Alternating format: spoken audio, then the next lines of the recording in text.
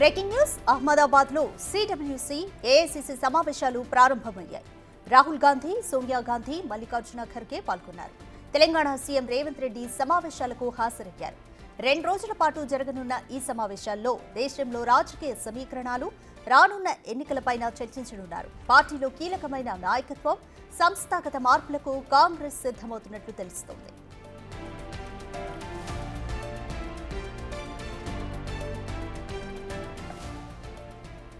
పూర్తి వివరాలు మా ప్రతినిధి శివ అందిస్తారు.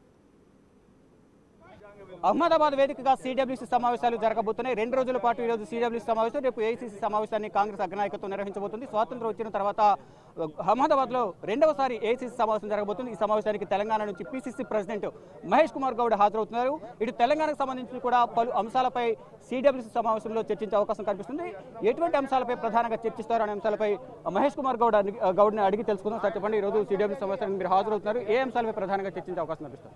కాంగ్రెస్ పార్టీలో అత్యున్నటువంటి బాడీ సిడబ్ల్యూసీ రాష్ట్రంలో, దేశంలో జరుగుతున్న రాజకీయ పరిస్థితులను చర్చించబోతా ఉన్నాం.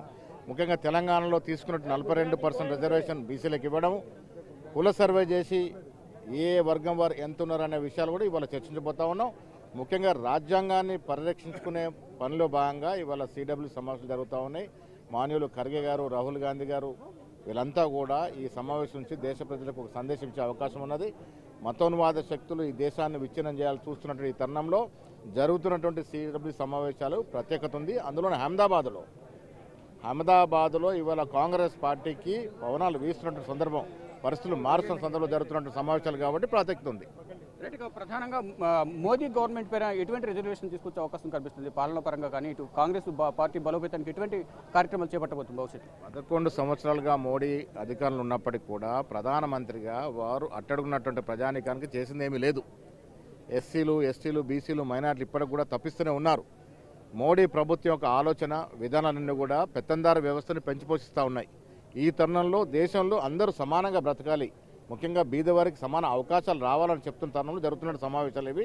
దీనికి అందుకే ప్రత్యేకత ఉంది. అహ్మదాబాద్ వేదికగా